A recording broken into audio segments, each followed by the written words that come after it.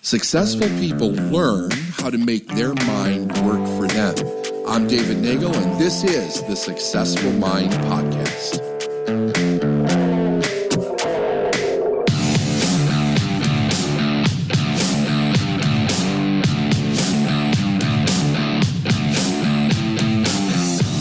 Okay, so actually this is called the law of attraction in working with the law. Over the years, I have changed this to the law of manifestation.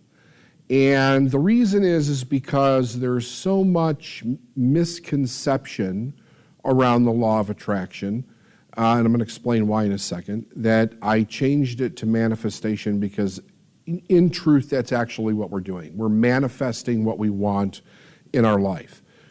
The misconception that comes from the teaching of the law of attraction, although it was never intended this way, is basically that if we change how we think, we change the vibration in our body, and then we attract things to us in our life that we want.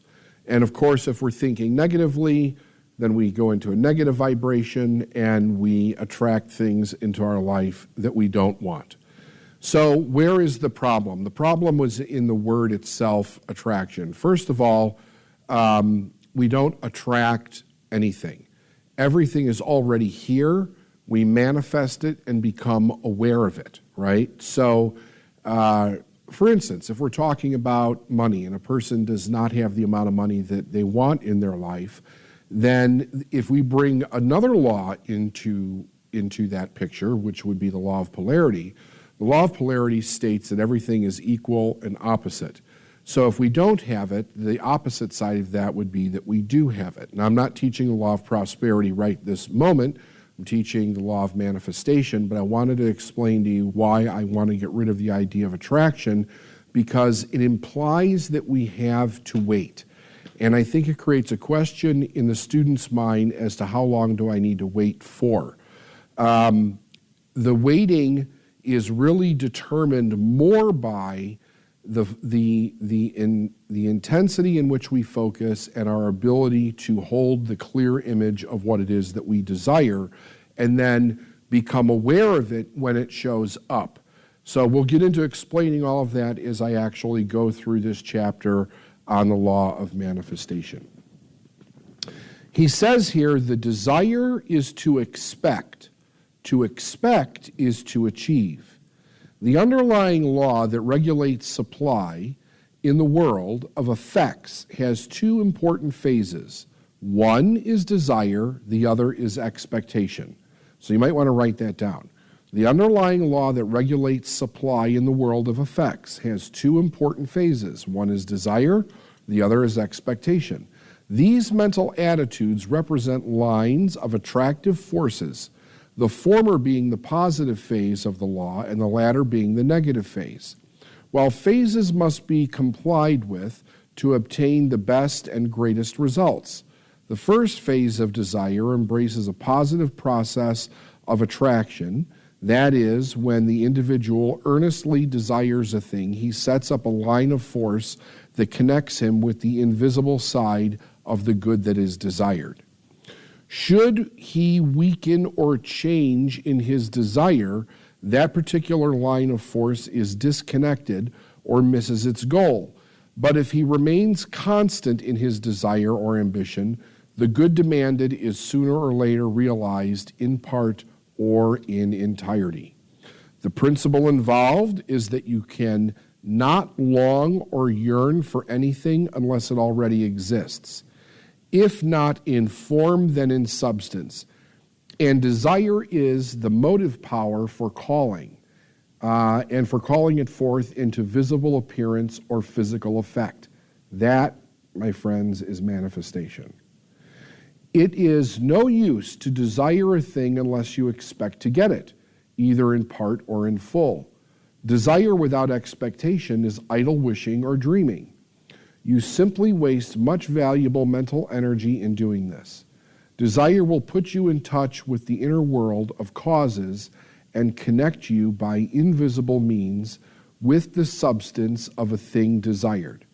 Then continuous expectation is necessary to bring into the reality, to bring it into a reality in your life. Much like a pull of gravity on a physical force, expectation is drawing force of the mind which acts in the invisible realm.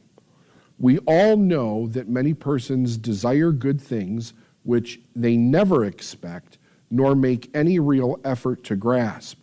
They start out well and may get halfway, but not any further. When they learn to comply with the other half of the process involved and learn to expect what they desire, most of their dreams or wishes will steadily manifest. Again, we meet people who expect things they do not want, but which often come. This proves that expectation is a powerful, attractive force. Never expect a thing you do not want, and never desire a thing you do not expect. Now let me say that one more time because it's extremely important. You might want to write this down and carry it around with you for a month just so that you learn the correct process or the way of thinking around the law of manifestation. Here it is. Never expect a thing you do not want, and never desire a thing you do not expect. When you expect something you do not want, you attract the undesirable. And when you desire a thing that is not expected, you simply dissipate valuable mental force. On the other hand, when you constantly expect that which you persistently desire, your ability to attract becomes irresistible. Desire connects you with the thing desired, and expectation draws it into your life. This is the law. Should you be oppressed by poverty, hardship, limitation, or lack of any kind, begin now to operate this law of mind and gradually command more and more of the good in the form of better things and improved conditions. It is your right to be happy and free. We should seek, therefore, to learn more of the unseen laws of mental creation and the marvelous possibilities dormant within our beings. Nature does not deprive us of any good and desirable thing, but has provided us with the mental equipment and inner power to acquire and enjoy all the essential good to ensure a happy and worthwhile existence. Application is the test of adequacy, and knowledge is of little or no value unless it can be used to practical ends. Here's the simple method in the beginning for using the power of the mind to increase the amount of good in our lives in conformity with the law. Form a clear and well-defined mental picture of what you want. Do not specify its particular form or how it shall come, but simply desire firmly and gently the greatest amount of good in that direction. Avoid a tense state of mind or any condition of strain or anxiety. It is better to do your mind picturing in odd moments when in quiet and restful conditions.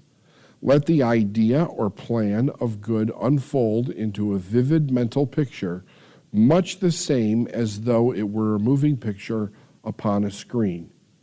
Do not force the thought, as pressure causes congestion and confusion. The calmer and more peaceful you are, the better the results. The main thing is to hold the thought, then proceed to nourish your desire or want with a calm, confident conviction that what you seek will come. As you persist in this state of mind, the good desired will tend to gravitate toward you. It may come almost at once, as in respect to little things of less consequence, like an invitation, a book, or meeting a friend on the street, or it may come by degrees over a period of time, according to the clearness and the strength of your demand and the particular form of the good that is desired.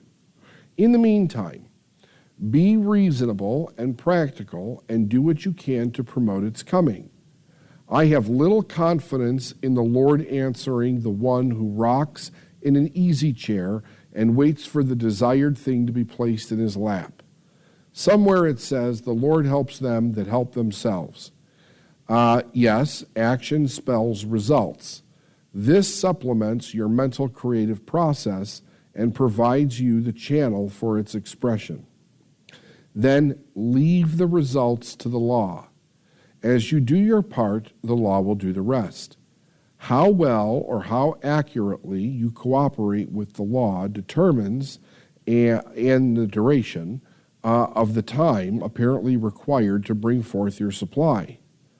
Time is a period created by man. Let me repeat that. Time is a period created by man. Nature knows no time and always responds in the present and in the now. In some instances, results that seem almost magical will appear. Now, often, when there has been a deep, longing desire for a particular good with no expectation of its realization, the addition of action will finish the process with the happiest results.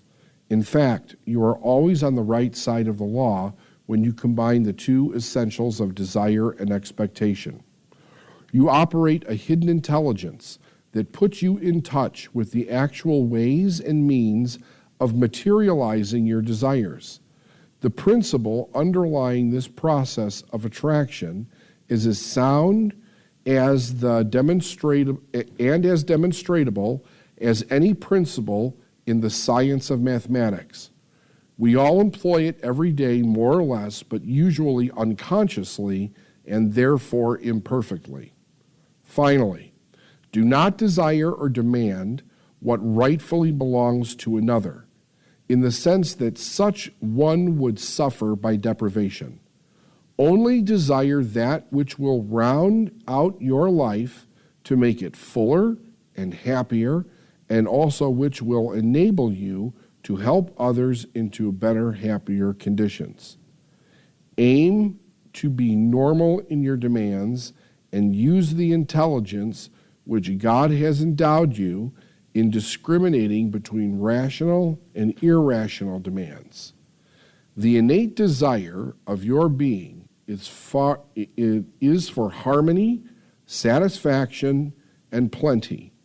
These conditions will be obtained more and more in your life as you live in accordance with the law and constantly expect a continuous increase of good as an evidence of your growing faith in the wisdom and all sufficiency of the great source of all good. The mind is a magnet that attracts whatever corresponds to its ruling state. Whatever we image in mind, whatever we expect and think about, will tend to bring into our lives the things and conditions that are in harmony therewith. Science has convincingly proven the existence and constant operation of the law of mental attraction. For this reason, everyone should be doubly careful about how and what they think. Our predominant mental attitude is the primary cause of most everything that comes into our lives, and the sooner we realize this truth, the sooner we shall begin to improve our lives and progress. We must seek to become imbued with the desire to advance and give the law a chance to help us. Everything will then work toward our aid. Obstacles will strengthen our resolve to win. Discouragement from others will only serve to strengthen and to arouse us to a stronger activity.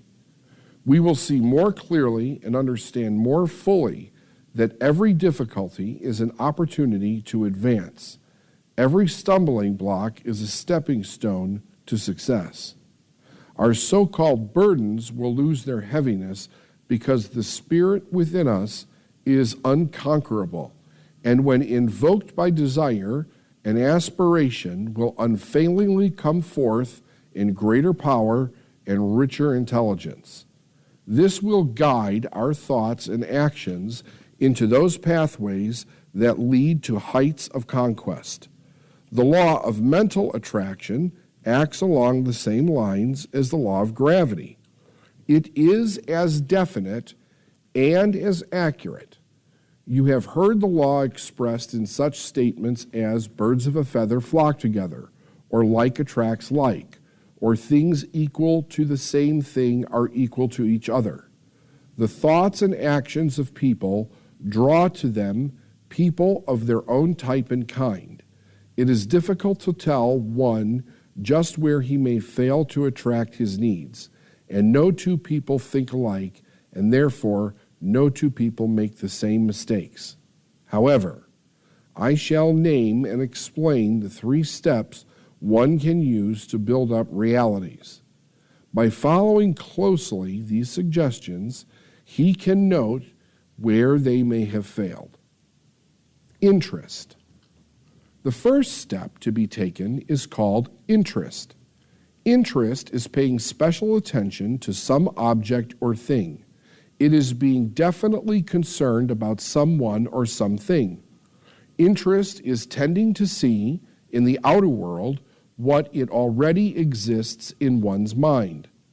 Things you think of that give you joy, pleasure, wisdom, and satisfaction are interests. I recall one woman telling me she invariably could see cripples in a crowd quicker than anyone else. They seemed to draw her attention to them and excite her sympathy. It was because she had once been injured and was wheeled about for several months, packed in a cast, and the memory of that experience was fresh in her mind and created the interest. Our interests are largely individual because we do not think alike. One person may find interest in some things and another would actually fail to see. Recently, my wife and I went out exploring along a dried up riverbed on the desert. She was especially interested in collecting bright stones containing gold, silver, copper, and iron that are commonly found in this country.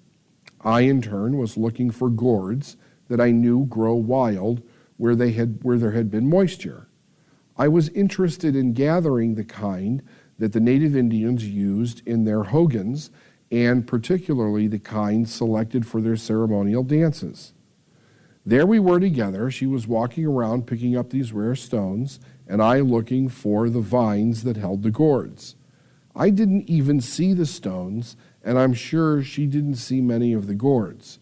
Both walking together, yet we were seeing differently because we were looking for different things.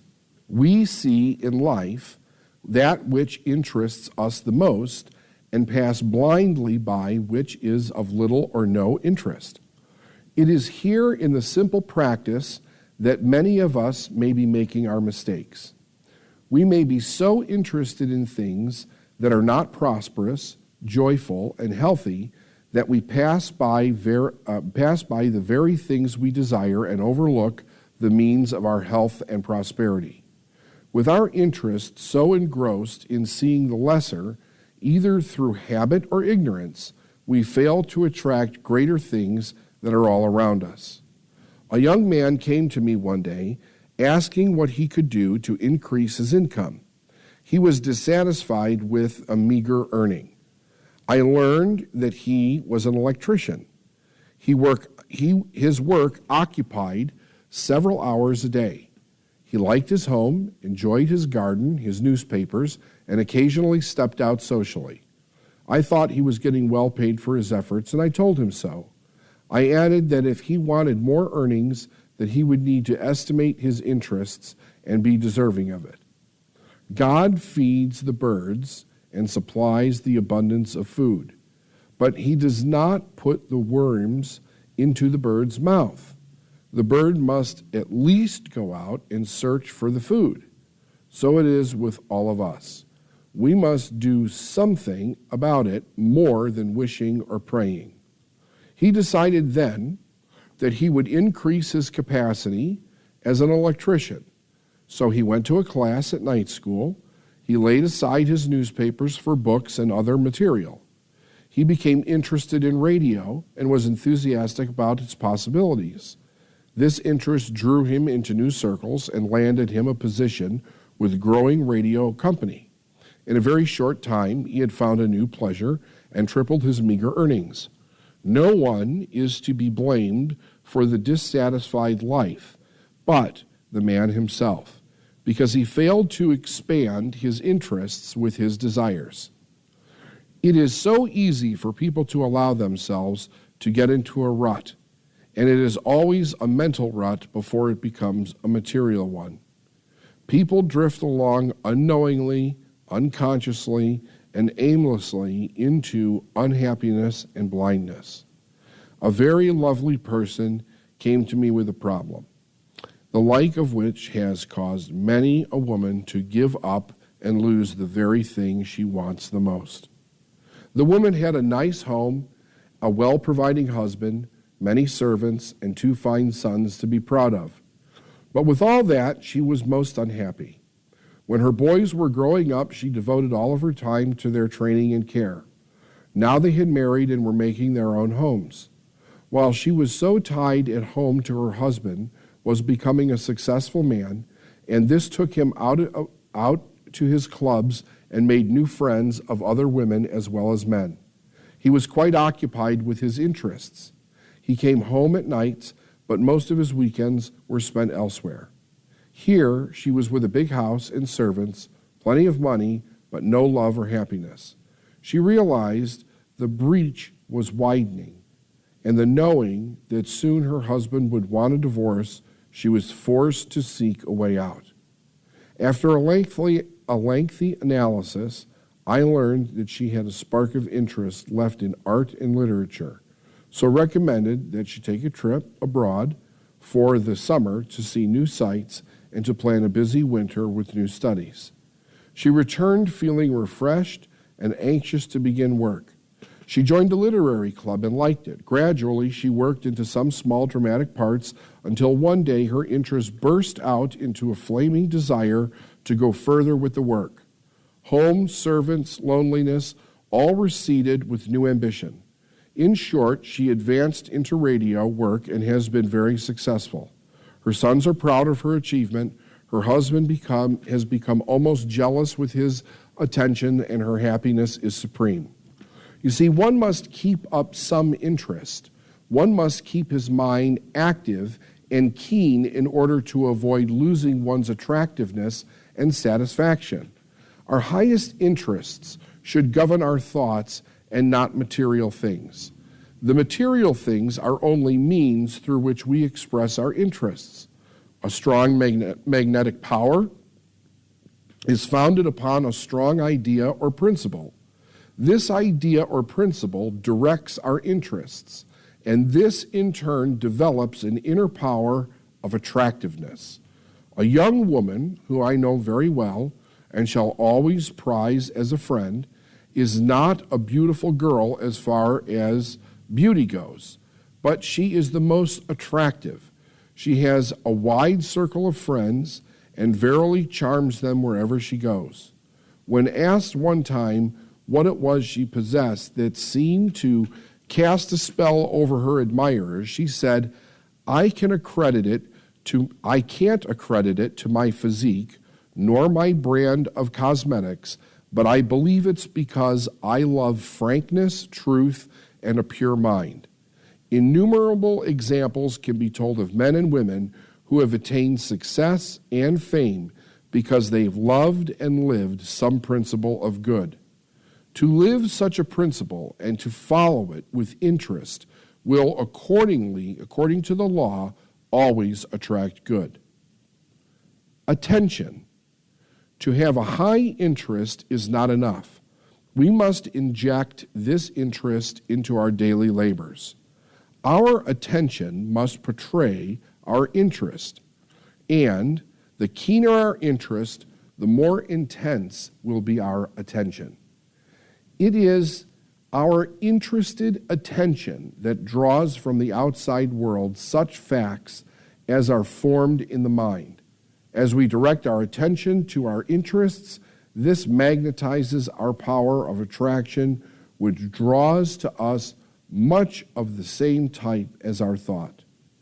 When much of our interest is taken up with our full attention, we shall find that most of our petty and selfish leanings will be absorbed by higher interests and will be steadily progressed. I recall years ago, I was yet a student at the university that I would often pass through the terminal of Williamsport, where a certain man had his office and was the junior supervisor for the Pennsylvania Railroad. Often it would be after working hours when I passed the building, and frequently it would be late in the evening. Yet I would see his office lighted and find that he was busily engaged in finishing up some important work. It seemed that he lost himself in his interest for his work, and all his attention was drawn to benefit his employer. Years passed, and the day came when I met the man and knew then why he had been steadily promoted from one position to a better one. Today, he is next to the vice president of the largest railroad in the world. Whatever he did it with all his might and main. He did it with all his might and main, and his attention never waned from job until he thought it well done. I learned from him that he did not wonder when he would get his next raise or pay or change in position. He just worked. He said, and the advancement came without worrying about it. I believe another young man expressed this law in action years ago when they thought it was an impractical idealism. He said, "For whoever will save his life will lose it. Whosoever shall compel thee to go a mile, go with him twain. Whoever will find himself great must render great service. Whoever will find himself at the top must lose himself at the bottom. The big salaries are paid to those who travel undemanded extra miles." The man whose attention becomes lost in his interests will grow so worthwhile accomplishments, Emerson said. See how the mass of men worry themselves into nameless graves, while here and there a great unselfish soul forgets himself into immortality. Yes, you say, I know of men who have had such advantages and opportunities to forge ahead, but they didn't succeed as your friend. They had influence and money and brains, but somehow they did not reach the top. Granted, they had all the material and physical advantages any average man might need to skyrocket to the pinnacle of success, yet they lacked something within themselves. The source and cause of all success lies hidden deep within the mind, and one must give one's attention and interest first to the principle, then to the fact. What do I mean? If you believe in honesty, then you support the principle of honesty with all your attention. You direct this attention to do and to think all things in an honest manner. If you should have an opportunity to cheat or steal from another, you adhere to your principle and refuse to take advantage of what may seem a trivial thing. They always seem trivial in the beginning, but that is only the beginning. Such trivials grow with a cancerous rapidity. You rarely see the surface record for remaining loyal to your standard, but in time, you will not only see, but feel its satisfaction. As you watch closely your dealings and force every issue to comply with your principle, you are charging your mind with honesty, and it becomes magnetic to attract honest endeavor and permanent success. Next, take the truth and follow it along until you have worked it the same way. There are so many ways that truth may be challenged that you need not to expect to accomplish your work in a week or two. It becomes a growth. After a time, you will find your interest and attention so taken up with truth in all of its forms that you will no longer attract deceit or dishonesty to you in your affairs. I remember a statement I heard when I was young in this work. The owner of a store spoke of a little lady who often came in to buy cards and gifts for her family. It had been suggested that she pass off some inferior articles on the little lady, but the woman replied, "Oh no, she is too honest to be cheated." I wondered then why she had made the remark, but I understand it now. Such can be said of all of us when we earn what the little lady had earned. A president of an Eastern college came into our chapel one day while Mrs. Holliwell was at the bookcases. He said he had read a few of the books that were on display in the window and was especially impressed by one book called The Game of Life and How to Play It by Florence Shinn.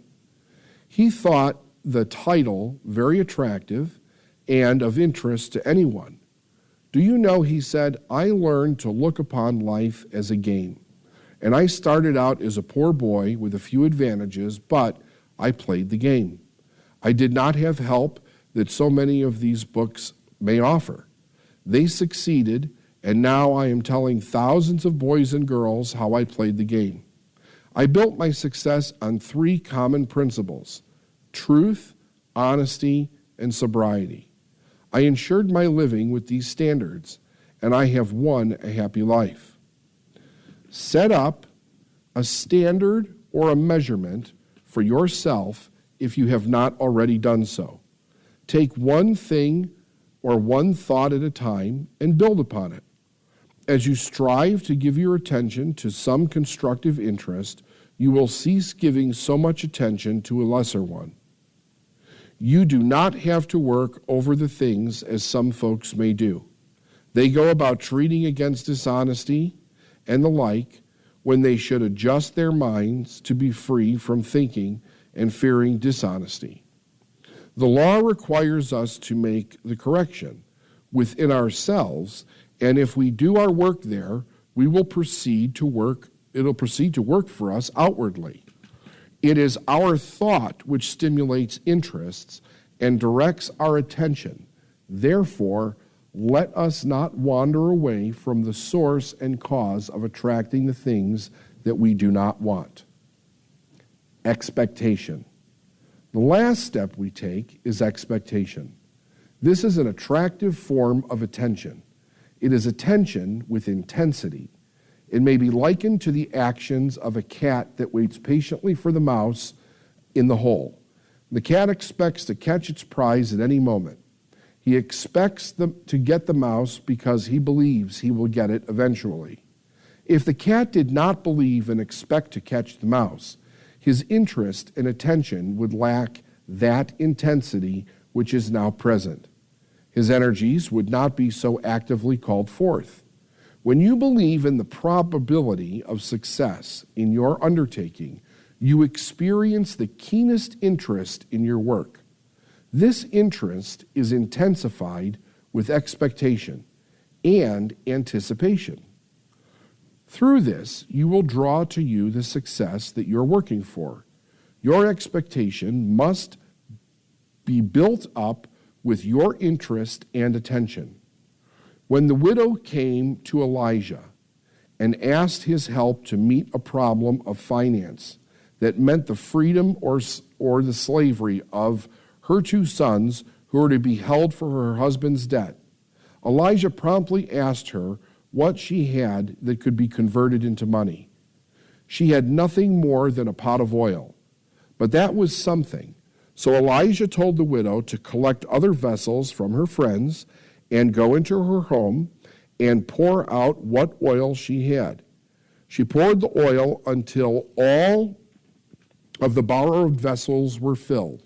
And when she had filled the last one, the oil stayed. There was not a drop left over. They followed the routine of our lessons, and as she reached the last vessel and the end of her expectation, she found that the supply shut off. She was able to receive only as much oil as she expected and her expectation was measured by the number of vessels that she had collected. Elijah had set the law to work, but she had determined how far it would go by her thought of expectancy. She might have hoped for much more, but she got only what was expected. If you're working for success, health, or happiness, you may wish for a lot, but you will only enjoy as much as you're able to expect. If in your heart you doubt or fear that your need will only be met in part or not at all, you can know that you will receive that much and no more. When you pray for one thing and then fear and doubt that you will receive it, you diffuse your mental forces and can attract only the lesser thoughts that you believe and expect. The prominent doctor was asked why was it that he was able at times to reach cases that others had failed to reach. He said, "I never expect a patient to be too far gone not to survive. I fish around in my mind for some idea of what to treat, and sometimes those ideas are very simple or strange, but the moment something inside me clicks, I accept it and use it." He said he had never failed to help a patient. He firmly expected his recovery. When we change our thoughts so firmly with the idea that there are no failures, then we expect success. Our mind becomes strengthened with our conviction and, like a magnet, draws to us through the principle upheld whatever desire is uppermost at the time. To desire is to expect, and to expect is to achieve.